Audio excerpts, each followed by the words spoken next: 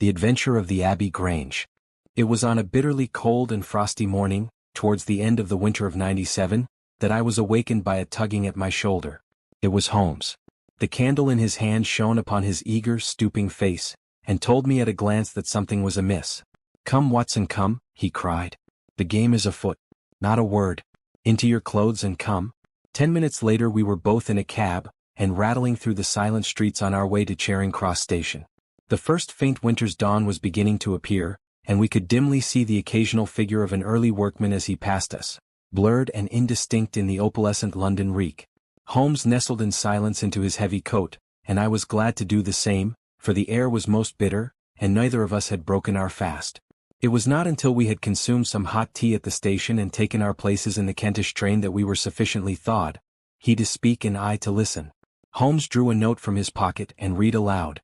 "Abbey Grange, Marsham, Kent, 3:30 a.m. My dear Mr. Holmes, I should be very glad of your immediate assistance in what promises to be a most remarkable case. It is something quite in your line. Except for releasing the lady, I will see that everything is kept exactly as I have found it, but I beg you not to lose an instant, as it is difficult to leave Sir Eustace there. Yours faithfully, Stanley Hopkins." Hopkins has called me in 7 times, and on each occasion his summons has been entirely justified, said Holmes. "I fancy that every one of his cases has found its way into your collection, and I must admit, Watson, that you have some power of selection, which atones for much which I deplore in your narratives. Your fatal habit of looking at everything from the point of view of a story instead of as a scientific exercise has ruined what might have been an instructive and even classical series of demonstrations. You slur over work of the utmost finesse and delicacy, in order to dwell upon sensational details which may excite, but cannot possibly instruct, the reader. Why do you not write them yourself?" I said with some bitterness. "I will, my dear Watson, I will. At present I am, as you know, fairly busy, but I propose to devote my declining years to the composition of a textbook, which shall focus the whole art of detection into one volume. Our present research appears to be a case of murder. You think this Sir Eustace is dead, then?" "I should say so. Hopkins's writing shows considerable agitation, and he is not an emotional man. Yes, I gather there has been violence, and that the body is left for our inspection. A mere suicide would not have caused him to send for me. As to the release of the lady, it would appear that she has been locked in her room during the tragedy. We are moving in high life, Watson, crackling paper, e-bean monogram, coat of arms, picturesque address. I think that friend Hopkins will live up to his reputation, and that we shall have an interesting morning. The crime was committed before 12 last night? How can you possibly tell? By an inspection of the trains and by reckoning the time. The local police had to be called in, they had to communicate with Scotland Yard, Hopkins had to go out, and he in turn had to send for me. All that makes a fair night's work. Well, here we are at Chislehurst Station, and we shall soon set our doubts at rest. A drive of a couple of miles through narrow country lanes brought us to a park gate, which was opened for us by an old lodge-keeper, whose haggard face bore the reflection of some great disaster. The avenue ran through a noble park, between lines of ancient elms, and ended in a low, widespread house, pillared in front after the fashion of Palladio. The central part was evidently of a great age and shrouded in ivy, but the large windows showed that modern changes had been carried out, and one wing of the house appeared to be entirely new. The youthful figure and alert, eager face of Inspector Stanley Hopkins confronted us in the open doorway. "I'm very glad you have come, Mr. Holmes. And you too, Dr. Watson. But indeed, if I had my time over again, I should not have troubled you, for since the lady has come to herself, she has given so clear an account of the affair that there is not much left for us to do. You remember that Lewisham gang of burglars? What, the 3 Randalls? Exactly, the father and 2 sons. It's their work. I have not a doubt of it. They did a job at Sydenham a fortnight ago and were seen and described. Rather cool to do another so soon and so near, but it is they beyond all doubt. It's a hanging matter this time. Sir Eustace is dead, then?" "Yes, his head was knocked in with his own poker. Sir Eustace Brackenstall, the driver tells me." "Exactly, one of the richest men in Kent. Lady Brackenstall is in the morning room. Poor lady, she has had a most dreadful experience. She seemed half dead when I saw her first. I think you had best see her and hear her account of the facts. Then we will examine the dining room together." Lady Brackenstall was no ordinary person. Seldom have I seen so graceful a figure, so womanly a presence, and so beautiful a face. She was a blonde, golden-haired, blue-eyed, and would no doubt have had the perfect complexion which goes with such coloring, had not her recent experience left her drawn and haggard. Her sufferings were physical as well as mental, for over one eye rose a hideous, plum-colored swelling, which her maid, a tall, austere woman, was bathing assiduously with vinegar and water. The lady lay back exhausted upon a couch, but her quick, observant gaze as we entered the room, and the alert expression of her beautiful features, showed that neither her wits nor her courage had been shaken by her terrible experience. She was enveloped in a loose dressing gown of blue and silver, but a black sequin-covered dinner dress lay upon the couch beside her. "I have told you all that happened, Mr. Hopkins," she said wearily. "Could you not repeat it for me?" "Well, if you think it necessary, I will tell these gentlemen what occurred. Have they been in the dining-room yet?" "I thought they had better hear your ladyship's story first. I shall be glad when you can arrange matters. It is horrible to me to think of him still lying there." She shuddered and buried her face in her hands. As she did so, the loose gown fell back from her forearms. Holmes uttered an exclamation. "You have other injuries, madam? What is this?" Two vivid red spots stood out on one of the white, round limbs. She hastily covered it. "It is nothing. It has no connection with this hideous business tonight. If you and your friend will sit down, I will tell you all I can. I am the wife of Sir Eustace Brackenstall. I have been married about a year. I suppose that it is no use my attempting to conceal that our marriage has not been a happy one. I fear that all our neighbors would tell you that, even if I were to attempt to deny it, perhaps the fault may be partly mine. I was brought up in the freer, less conventional atmosphere of South Australia, and this English life, with its proprieties and its primness, is not congenial to me. But the main reason lies in the one fact which is notorious to everyone, and that is that Sir Eustace was a confirmed drunkard. To be with such a man for an hour is unpleasant. Can you imagine what it means for a sensitive and high-spirited woman to be tied to him for day and night? It is a sacrilege, a crime, a villainy to hold that such a marriage is binding. I say that these monstrous laws of yours will bring a curse upon the land. God will not let such wickedness endure." For an instant she sat up, her cheeks flushed, and her eyes blazing from under the terrible mark upon her brow. Then the strong, soothing hand of the austere maid drew her head down onto the cushion, and the wild anger died away into passionate sobbing. At last she continued, "I will tell you about last night. You are aware, perhaps, that in this house all the servants sleep in the modern wing. This central block is made up of the dwelling rooms, with the kitchen behind and our bedroom above. My maid, Teresa, sleeps above my room. There is no one else, and no sound could alarm those who are in the farther wing. This must have been well known to the robbers, or they would not have acted as they did. Sir Eustace retired about 10:30. The servants had already gone to their quarters. Only my maid was up, and she had remained in her room at the top of the house until I needed her services. I sat until after 11 in this room, absorbed in a book. Then I walked round to see that all was right before I went upstairs. It was my custom to do this myself, for, as I have explained, Sir Eustace was not always to be trusted. I went into the kitchen, the butler's pantry, the gun room, the billiard room, the drawing room, and finally the dining room.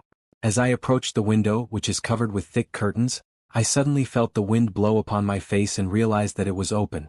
I flung the curtain aside and found myself face to face with a broad-shouldered elderly man, who had just stepped into the room. The window is a long French one which really forms a door leading to the lawn. I held my bedroom candle lit in my hand, and by its light, behind the first man I saw two others, who were in the act of entering. I stepped back, but the fellow was on me in an instant. He caught me first by the wrist and then by the throat. I opened my mouth to scream, but he struck me a savage blow with his fist over the eye, and felled me to the ground. I must have been unconscious for a few minutes, for when I came to myself, I found that they had torn down the bell rope, and had secured me tightly to the oaken chair which stands at the head of the dining table. I was so firmly bound that I could not move, and a handkerchief round my mouth prevented me from uttering a sound. It was at this instant that my unfortunate husband entered the room. He had evidently heard some suspicious sounds, and he came prepared for such a scene as he found. He was dressed in nightshirt and trousers, with his favorite blackthorn cudgel in his hand. He rushed at the burglars, but another, it was an elderly man, stooped, picked the poker out of the grate and struck him a horrible blow as he passed. He fell with a groan and never moved again. I fainted once more, but again it could only have been for a very few minutes, during which I was insensible. When I opened my eyes I found that they had collected the silver from the sideboard, and they had drawn a bottle of wine which stood there. Each of them had a glass in his hand.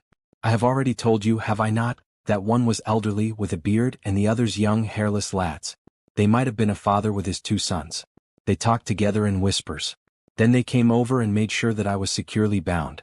Finally they withdrew, closing the window after them. It was quite a quarter of an hour before I got my mouth free. When I did so, my screams brought the maid to my assistance. The other servants were soon alarmed, and we sent for the local police, who instantly communicated with London. That is really all that I can tell you, gentlemen, and I trust that it will not be necessary for me to go over so painful a story again. Any questions, Mr. Holmes? Asked Hopkins. I will not impose any further tax upon Lady Brackenstall's patience and time, said Holmes. Before I go into the dining room, I should like to hear your experience. He looked at the maid. I saw the men before ever they came into the house, said she. As I sat by my bedroom window I saw 3 men in the moonlight down by the lodge gate yonder, but I thought nothing of it at the time. It was more than an hour after that I heard my mistress scream, and down I ran to find her, poor lamb, just as she says, and him on the floor, with his blood and brains over the room. It was enough to drive a woman out of her wits, tied there, and her very dress spotted with him, but she never wanted courage. Did Miss Mary Fraser of Adelaide and Lady Brackenstall of Abbey Grange hasn't learned new ways.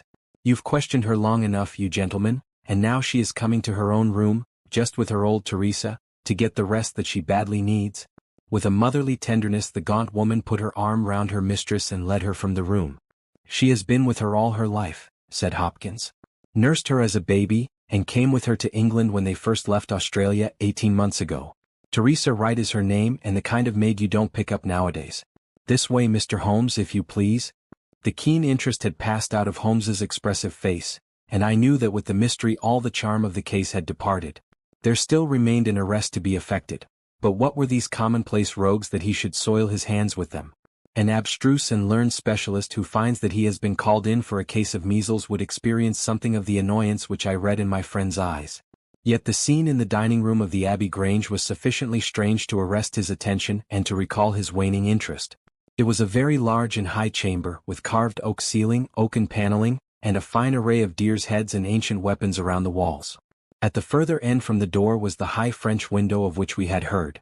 3 smaller windows on the right-hand side filled the apartment with cold winter sunshine. On the left was a large, deep fireplace with a massive, overhanging oak mantelpiece. Beside the fireplace was a heavy oaken chair with arms and crossbars at the bottom. In and out through the open woodwork was woven a crimson cord, which was secured at each side to the crosspiece below. In releasing the lady, the cord had been slipped off her, but the knots with which it had been secured still remained. These details only struck our attention afterwards, for our thoughts were entirely absorbed by the terrible object which lay upon the tiger-skin hearth rug in front of the fire.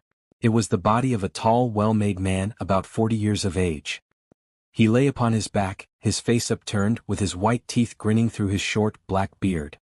His 2 clenched hands were raised above his head, and a heavy, blackthorn stick lay across them. His dark, handsome, aquiline features were convulsed into a spasm of vindictive hatred, which had set his dead face in a terribly fiendish expression. He had evidently been in his bed when the alarm had broken out, for he wore a foppish, embroidered nightshirt, and his bare feet projected from his trousers. His head was horribly injured, and the whole room bore witness to the savage ferocity of the blow which had struck him down. Beside him lay the heavy poker, bent into a curve by the concussion. Holmes examined both it and the indescribable wreck which it had wrought. He must be a powerful man, this elder Randall, he remarked. Yes, said Hopkins. I have some record of the fellow, and he is a rough customer. You should have no difficulty in getting him. Not the slightest. We have been on the lookout for him, and there was some idea that he had got away to America. Now that we know that the gang are here, I don't see how they can escape. We have the news at every seaport already, and a reward will be offered before evening. What beats me is how they could have done so mad a thing, knowing that the lady could describe them and that we could not fail to recognize the description. Exactly. One would have expected that they would silence Lady Brackenstall as well. They may not have realized, I suggested, that she had recovered from her faint. That is likely enough. If she seemed to be senseless they would not take her life. What about this poor fellow Hopkins? I seem to have heard some queer stories about him. He was a good-hearted man when he was sober, but a perfect fiend when he was drunk, or rather when he was half drunk, for he seldom really went the whole way. The devil seemed to be in him at such times, and he was capable of anything.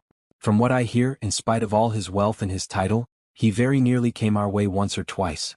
There was a scandal about his drenching a dog with petroleum and setting it on fire, her ladyship's dog, to make the matter worse, and that was only hushed up with difficulty. Then he threw a decanter at that maid, Teresa Wright, There was trouble about that. On the whole, and between ourselves, it will be a brighter house without him. What are you looking at now? Holmes was down on his knees, examining with great attention the knots upon the red cord with which the lady had been secured. Then he carefully scrutinized the broken and frayed end where it had snapped off when the burglar had dragged it down. When this was pulled down, the bell in the kitchen must have rung loudly, he remarked. No one could hear it. The kitchen stands right at the back of the house. How did the burglar know no one would hear it? How dared he pull at a bell rope in that reckless fashion? Exactly, Mr. Holmes, exactly. You put the very question which I have asked myself again and again. There can be no doubt that this fellow must have known the house and its habits. He must have perfectly understood that the servants would all be in bed at that comparatively early hour, and that no one could possibly hear a bell ring in the kitchen. Therefore he must have been in close league with one of the servants. Surely that is evident. But there are 8 servants and all of good character. Other things being equal, said Holmes, one would suspect the one at whose head the master threw a decanter. And yet that would involve treachery towards the mistress to whom this woman seems devoted. Well, the point is a minor one, and when you have Randall you will probably find no difficulty in securing his accomplice. The lady's story certainly seems to be corroborated, if it needed corroboration, by every detail which we see before us. He walked to the French window and threw it open. There are no signs here, but the ground is iron hard and one would not expect them. I see that these candles in the mantelpiece have been lighted. Yes, it was by their light and that of the lady's bedroom candle that the burglars saw their way about. And what did they take? Well, they did not take much. Only half a dozen articles of plate off the sideboard. Lady Brackenstall thinks that they were themselves so disturbed by the death of Sir Eustace that they did not ransack the house, as they would otherwise have done. No doubt that is true, and yet they drank some wine, I understand. To steady their nerves? Exactly. These 3 glasses upon the sideboard have been untouched, I suppose? Yes, and the bottle stands as they left it. Let us look at it. Hello. What is this? The 3 glasses were grouped together, all of them tinged with wine, and one of them containing some dregs of beeswing. The bottle stood near them 2/3 full, and beside it lay a long, deeply stained cork. Its appearance and the dust upon the bottle showed that it was no common vintage which the murderers had enjoyed. A change had come over Holmes's manner. He had lost his listless expression, and again I saw an alert light of interest in his keen, deep-set eyes. He raised the cork and examined it minutely. How did they draw it? He asked. Hopkins pointed to a half-open drawer. In it lay some table linen and a large corkscrew. Did Lady Brackenstall say that screw was used? No, you remember that she was senseless at the moment when the bottle was opened. Quite so. As a matter of fact, that screw was not used. This bottle was opened by a pocket screw, probably contained in a knife, and not more than 1.5 inches long. If you will examine the top of the cork, you will observe that the screw was driven in 3 times before the cork was extracted. It has never been transfixed. This long screw would have transfixed it and drawn it up with a single pull. When you catch this fellow, you will find that he has one of these multiplex knives in his possession. Excellent, said Hopkins. But these glasses do puzzle me, I confess. Lady Brackenstall actually saw the 3 men drinking, did she not? Yes, she was clear about that. Then there is an end of it. What more is to be said? And yet, you must admit, that the 3 glasses are very remarkable, Hopkins. What? You see nothing remarkable? Well, let it pass.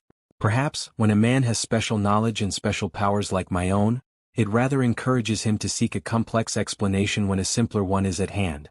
Of course, it must be a mere chance about the glasses. Well, good morning, Hopkins. I don't see that I can be of any use to you, and you appear to have your case very clear. You will let me know when Randall is arrested and any further developments which may occur. I trust that I shall soon have to congratulate you upon a successful conclusion. Come, Watson, I fancy that we may employ ourselves more profitably at home. During our return journey, I could see by Holmes's face that he was much puzzled by something which he had observed. Every now and then, by an effort, he would throw off the impression, and talk as if the matter were clear, but then his doubts would settle down upon him again, and his knitted brows and abstracted eyes would show that his thoughts had gone back once more to the great dining room of the Abbey Grange, in which this midnight tragedy had been enacted. At last, by a sudden impulse, just as our train was crawling out of a suburban station, he sprang onto the platform and pulled me out after him. "Excuse me, my dear fellow," said he, as we watched the rear carriages of our train disappearing round a curve, "I am sorry to make you the victim of what may seem a mere whim, but on my life, Watson, I simply can't leave that case in this condition. Every instinct that I possess cries out against it. It's wrong, it's all wrong, I'll swear that it's wrong. And yet the lady's story was complete, the maid's corroboration was sufficient, the detail was fairly exact. What have I to put up against that? 3 wineglasses, that is all. But if I had not taken things for granted, if I had examined everything with the care which I should have shown had we approached the case de novo and had no cut-and-dried story to warp my mind, should I not then have found something more definite to go upon? Of course I should.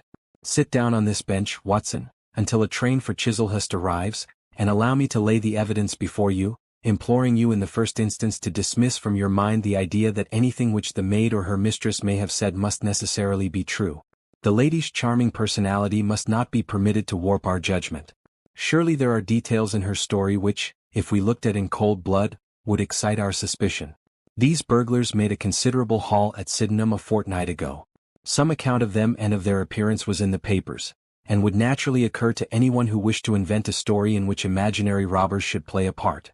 As a matter of fact, burglars who have done a good stroke of business are, as a rule, only too glad to enjoy the proceeds in peace and quiet without embarking on another perilous undertaking. Again, it is unusual for burglars to operate at so early an hour, it is unusual for burglars to strike a lady to prevent her screaming, since one would imagine that was the sure way to make her scream. It is unusual for them to commit murder when their numbers are sufficient to overpower one man. It is unusual for them to be content with a limited plunder when there was much more within their reach, and finally, I should say that it was very unusual for such men to leave a bottle half empty. How do all these unusuals strike you, Watson? Their cumulative effect is certainly considerable, and yet each of them is quite possible in itself. The most unusual thing of all, as it seems to me, is that the lady should be tied to the chair. Well, I am not so clear about that, Watson, for it is evident that they must either kill her or else secure her in such a way that she could not give immediate notice of their escape. But at any rate I have shown, have I not, that there is a certain element of improbability about the lady's story? And now, on the top of this, comes the incident of the wineglasses. What about the wineglasses? Can you see them in your mind's eye? I see them clearly. We are told that 3 men drank from them. Does that strike you as likely? Why not? There was wine in each glass. Exactly, but there was beeswing only in one glass. You must have noticed that fact. What does that suggest to your mind? The last glass filled would be most likely to contain beeswing? Not at all. The bottle was full of it, and it is inconceivable that the first 2 glasses were clear and the third heavily charged with it. There are 2 possible explanations and only 2. One is that after the second glass was filled the bottle was violently agitated, and so the third glass received the beeswing. That does not appear probable. No, I am sure that I am right. What, then, do you suppose? That only 2 glasses were used, and that the dregs of both were poured into a third glass, so as to give the false impression that 3 people had been here. In that way all the beeswing would be in the last glass, would it not? Yes, I am convinced that this is so. But if I have hit upon the true explanation of this one small phenomenon, then in an instant the case rises from the commonplace to the exceedingly remarkable, for it can only mean that Lady Brackenstall and her maid have deliberately lied to us, that not one word of their story is to be believed, that they have some very strong reason for covering the real criminal, and that we must construct our case for ourselves without any help from them. That is the mission which now lies before us, and here, Watson, is the Sydenham train. The household at the Abbey Grange were much surprised at our return, but Sherlock Holmes, finding that Stanley Hopkins had gone off to report to headquarters, took possession of the dining room, locked the door upon the inside, and devoted himself for 2 hours to one of those minute and laborious investigations which formed the solid basis on which his brilliant edifices of deduction were reared. Seated in a corner like an interested student who observes the demonstration of his professor, I followed every step of that remarkable research. The window, the curtains, the carpet, the chair, the rope, each in turn was minutely examined and duly pondered. The body of the unfortunate baronet had been removed, and all else remained as we had seen it in the morning. Finally, to my astonishment, Holmes climbed up on to the massive mantelpiece. Far above his head hung the few inches of red cord which were still attached to the wire. For a long time he gazed upward at it, and then in an attempt to get nearer to it he rested his knee upon a wooden bracket on the wall. This brought his hand within a few inches of the broken end of the rope, but it was not this so much as the bracket itself which seemed to engage his attention. Finally he sprang down with an ejaculation of satisfaction. "It's all right, Watson," said he. "We have got our case, one of the most remarkable in our collection. But dear me, how slow-witted I have been, and how nearly I have committed the blunder of my lifetime. Now, I think that, with a few missing links, my chain is almost complete. You have got your men?" Man, Watson, man. Only one, but a very formidable person. Strong as a lion, witness the blow that bent that poker.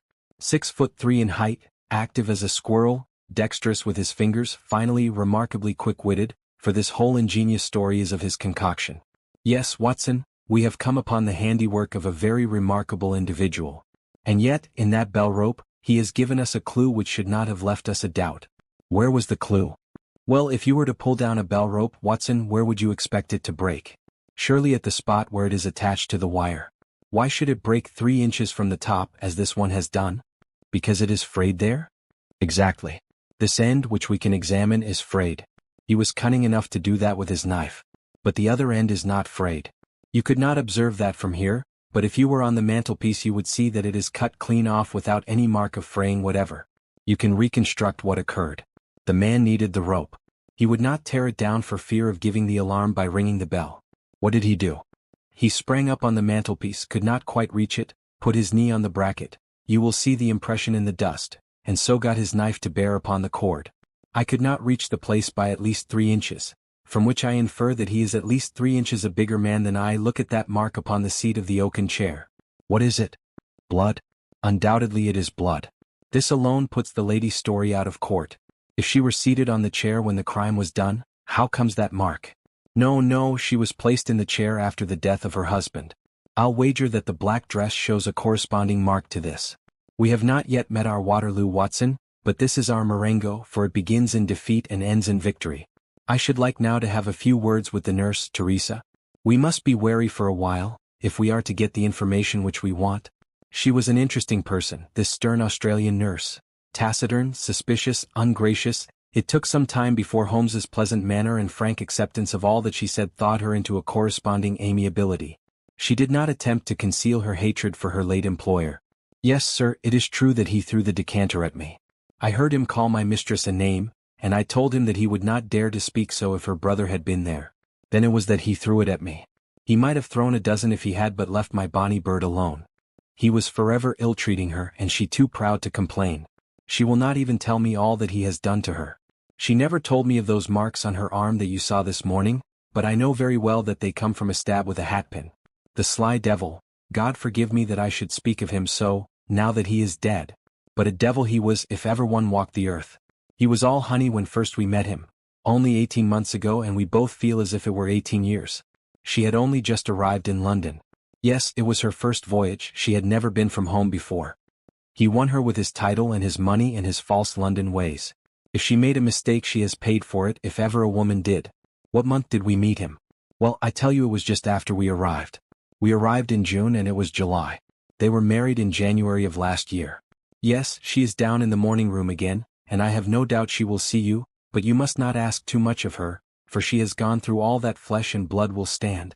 Lady Brackenstall was reclining on the same couch, but looked brighter than before. The maid had entered with us, and began once more to foment the bruise upon her mistress's brow. I hope, said the lady, that you have not come to cross-examine me again? No, Holmes answered in his gentlest voice, I will not cause you any unnecessary trouble, Lady Brackenstall, and my whole desire is to make things easy for you, for I am convinced that you are a much-tried woman. If you will treat me as a friend and trust me, you may find that I will justify your trust. What do you want me to do? To tell me the truth, Mr. Holmes? No, Lady Brackenstall, it is no use. You may have heard of any little reputation which I possess. I will stake it all on the fact that your story is an absolute fabrication. Mistress and maid were both staring at Holmes with pale faces and frightened eyes. You are an impudent fellow, cried Teresa. Do you mean to say that my mistress has told a lie? Holmes rose from his chair. Have you nothing to tell me? I have told you everything. Think once more, Lady Brackenstall. Would it not be better to be frank? For an instant there was hesitation in her beautiful face. Then some new strong thought caused it to set like a mask. I have told you all I know. Holmes took his hat and shrugged his shoulders. I am sorry, he said, and without another word we left the room and the house. There was a pond in the park, and to this my friend led the way. It was frozen over, but a single hole was left for the convenience of a solitary swan. Holmes gazed at it and then passed on to the lodge gate. There he scribbled a short note for Stanley Hopkins and left it with the lodgekeeper. It may be a hit or it may be a miss, but we are bound to do something for friend Hopkins, just to justify this second visit. said he. "I will not quite take him into my confidence yet. I think our next scene of operations must be the shipping office of the Adelaide-Southampton line, which stands at the end of Pall Mall, if I remember right. There is a second line of steamers which connect South Australia with England, but we will draw the larger cover first." Holmes's card sent in to the manager ensured instant attention, and he was not long in acquiring all the information he needed. In June of '95, only one of their line had reached a home port. It was the Rock of Gibraltar, their largest and best boat. A reference to the passenger list showed that Miss Fraser, of Adelaide, with her maid had made the voyage in her. The boat was now somewhere south of the Suez Canal on her way to Australia. Her officers were the same as in '95 with one exception. The first officer, Mr. Jack Crocker, had been made a captain and was to take charge of their new ship, the Base Rock, sailing in 2 days' time from Southampton. He lived at Sydenham, but he was likely to be in that morning for instructions, if we cared to wait for him. No, Mr. Holmes had no desire to see him, but would be glad to know more about his record and character. His record was magnificent. There was not an officer in the fleet to touch him. As to his character, he was reliable on duty, but a wild, desperate fellow off the deck of his ship, hot-headed, excitable but loyal, honest and kind-hearted. That was the pith of the information with which Holmes left the office of the Adelaide-Southampton Company. Thence he drove to Scotland Yard, but instead of entering he sat in his cab with his brows drawn down, lost in profound thought. Finally he drove round to the Charing Cross Telegraph Office, sent off a message, and then at last we made for Baker Street once more. "No, I couldn't do it, Watson," said he as we re-entered our room. "Once that warrant was made out, nothing on earth would save him. Once or twice in my career I feel that I have done more real harm by my discovery of the criminal than ever he had done by his crime. I have learned caution now, and I had rather play tricks with the law of England than with my own conscience. Let us know a little more before we act." Before evening we had a visit from Inspector Stanley Hopkins. Things were not going very well with him. "I believe that you are a wizard, Mr. Holmes. I really do sometimes think that you have powers that are not human. Now, how on earth could you know that the stolen silver was at the bottom of that pond?" "I didn't know it. But you told me to examine it." "You got it then?" "Yes, I got it. I am very glad if I have helped you. But you haven't helped me. You have made the affair far more difficult. What sort of burglars are they who steal silver and then throw it into the nearest pond?" It was certainly rather eccentric behavior. I was merely going on the idea that if the silver had been taken by persons who did not want it, who merely took it for a blind as it were, then they would naturally be anxious to get rid of it. But why should such an idea cross your mind? Well, I thought it was possible. When they came out through the French window, there was the pond with one tempting little hole in the ice, right in front of their noses. Could there be a better hiding place? "Ah, a hiding place, that is better," cried Stanley Hopkins. Yes, I see it all now. It was early, there were folk upon the roads, they were afraid of being seen with the silver, so they sank it in the pond, intending to return for it when the coast was clear. Excellent, Mr. Holmes, that is better than your idea of a blind. Quite so, you have got an admirable theory. I have no doubt that my own ideas were quite wild, but you must admit that they have ended in discovering the silver. Yes, sir, yes, it was all your doing. But I have had a bad setback. A setback? Yes, Mr. Holmes. The Randall gang were arrested in New York this morning. Dear me, Hopkins. That is certainly rather against your theory that they committed a murder in Kent last night. It is fatal, Mr. Holmes, absolutely fatal. Still, there are other gangs of 3 besides the Randalls, or it may be some new gang of which the police have never heard. Quite so, it is perfectly possible. What, are you off? Yes, Mr. Holmes, there is no rest for me until I have got to the bottom of the business. I suppose you have no hint to give me? I have given you one. Which? Well, I suggested a blind. But why, Mr. Holmes, why? Ah, that's the question, of course. But I commend the idea to your mind. You might possibly find that there was something in it. You won't stop for dinner? Well, goodbye, and let us know how you get on. Dinner was over, and the table cleared before Holmes alluded to the matter again. He had lit his pipe and held his slippered feet to the cheerful blaze of the fire. Suddenly he looked at his watch. I expect developments, Watson. When? Now, within a few minutes. I dare say you thought I acted rather badly to Stanley Hopkins just now? I trust your judgment. A very sensible reply, Watson. You must look at it this way. What I know is unofficial, what he knows is official. I have the right to private judgment, but he has none. He must disclose all or he is a traitor to his service. In a doubtful case I would not put him in so painful a position, and so I reserve my information until my own mind is clear upon the matter. But when will that be? The time has come. You will now be present at the last scene of a remarkable little drama. There was a sound upon the stairs, and our door was opened to admit as fine a specimen of manhood as ever passed through it. He was a very tall young man, golden-mustached, blue-eyed, with a skin which had been burned by tropical suns, and a springy step, which showed that the huge frame was as active as it was strong. He closed the door behind him, and then he stood with clenched hands and heaving breast, choking down some overmastering emotion. "Sit down, Captain Crocker. You got my telegram?" Our visitor sank into an armchair and looked from one to the other of us with questioning eyes. "I got your telegram and I came at the hour you said. I heard that you had been down to the office. There was no getting away from you. Let's hear the worst. What are you going to do with me? Arrest me? Speak out, man. You can't sit there and play with me like a cat with a mouse." "Give him a cigar," said Holmes. "Bite on that, Captain Crocker, and don't let your nerves run away with you. I should not sit here smoking with you if I thought that you were a common criminal, you may be sure of that. Be frank with me and we may do some good. Play tricks with me and I'll crush you. What do you wish me to do?" "To give me a true account of all that happened at the Abbey Grange last night. A true account, mind you, with nothing added and nothing taken off. I know so much already that if you go 1 inch off the straight, I'll blow this police whistle from my window and the affair goes out of my hands forever." The sailor thought for a little. Then he struck his leg with his great sunburned hand. "I'll chance it," he cried. "I believe you are a man of your word and a white man, and I'll tell you the whole story. But one thing I will say first. So far as I am concerned, I regret nothing and I fear nothing, and I would do it all again and be proud of the job.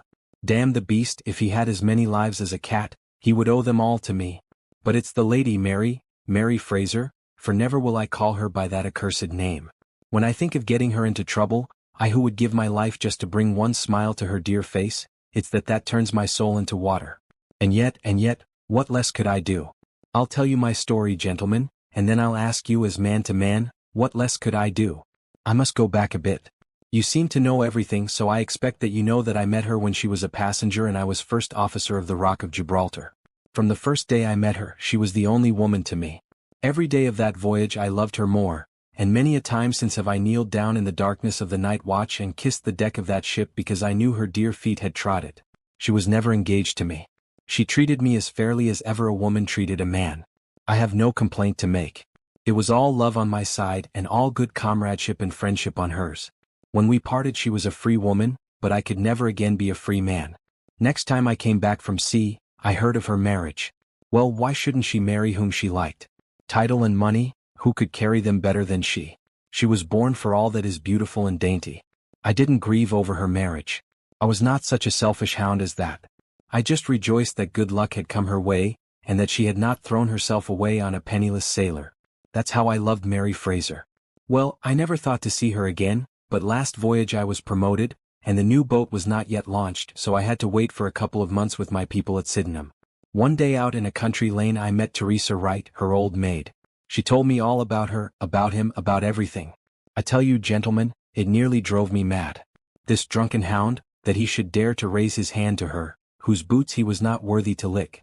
I met Teresa again. Then I met Mary herself, and met her again. Then she would meet me no more. But the other day I had a notice that I was to start on my voyage within a week, and I determined that I would see her once before I left. Teresa was always my friend, for she loved Mary and hated this villain almost as much as I did. From her I learned the ways of the house. Mary used to sit up reading in her own little room downstairs. I crept round there last night and scratched at the window. At first she would not open to me, but in her heart I know that now she loves me, and she could not leave me in the frosty night.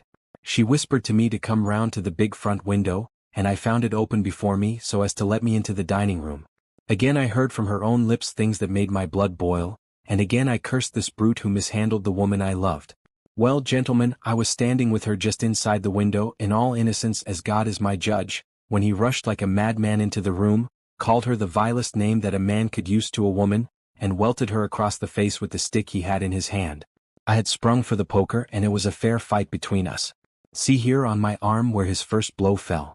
Then it was my turn and I went through him as if he had been a rotten pumpkin. Do you think I was sorry? Not I. It was his life or mine, but far more than that, it was his life or hers, for how could I leave her in the power of this madman? That was how I killed him. Was I wrong? Well then, what would either of you gentlemen have done if you had been in my position? She had screamed when he struck her, and that brought old Teresa down from the room above. There was a bottle of wine on the sideboard, and I opened it and poured a little between Mary's lips, for she was half dead with shock. Then I took a drop myself. Teresa was as cool as ice, and it was her plot as much as mine. We must make it appear that burglars had done the thing. Teresa kept on repeating our story to her mistress, while I swarmed up and cut the rope of the bell. Then I lashed her in her chair and frayed out the end of the rope to make it look natural, else they would wonder how in the world a burglar could have got up there to cut it. Then I gathered up a few plates and pots of silver, to carry out the idea of the robbery, and there I left them, with orders to give the alarm when I had a quarter of an hour's start. I dropped the silver into the pond and made off for Sydenham, feeling that for once in my life I had done a real good night's work. And that's the truth and the whole truth, Mr. Holmes, if it costs me my neck. Holmes smoked for some time in silence. Then he crossed the room and shook our visitor by the hand. "That's what I think," said he. "I know that every word is true, for you have hardly said a word which I did not know. No one but an acrobat or a sailor could have got up to that bell rope from the bracket, and no one but a sailor could have made the knots with which the cord was fastened to the chair. Only once had this lady been brought into contact with sailors, and that was on her voyage, and it was someone of her own class of life, since she was trying hard to shield him and so showing that she loved him. You see how easy it was for me to lay my hands upon you when once I had started upon the right trail. I thought the police never could have seen through our dodge. And the police haven't, nor will they, to the best of my belief. Now look here, Captain Crocker, this is a very serious matter, though I am willing to admit that you acted under the most extreme provocation to which any man could be subjected. I am not sure that in defense of your own life your action will not be pronounced legitimate. However, that is for a British jury to decide. Meanwhile, I have so much sympathy for you that, if you choose to disappear in the next 24 hours, I will promise you that no one will hinder you, and then it will all come out? Certainly it will come out. The sailor flushed with anger. What sort of proposal is that to make a man? I know enough of law to understand that Mary would be held as accomplice. Do you think I would leave her alone to face the music while I slunk away? No, sir, let them do their worst upon me, but for heaven's sake, Mr. Holmes, find some way of keeping my poor Mary out of the courts. Holmes for a second time held out his hand to the sailor. I was only testing you, and you ring true every time. Well, it is a great responsibility that I take upon myself, but I have given Hopkins an excellent hint, and if he can't avail himself of it I can do no more. See here, Captain Crocker, we'll do this in due form of law. You are the prisoner. Watson, you are a British jury, and I never met a man who was more eminently fitted to represent one. I am the judge. Now, gentlemen of the jury, you have heard the evidence. Do you find the prisoner guilty or not guilty? Not guilty, my lord, said I. Vox populi vox Dei. You are acquitted, Captain Crocker. So long as the law does not find some other victim you are safe from me. Come back to this lady in a year, and may her future and yours justify us in the judgment which we have pronounced this night,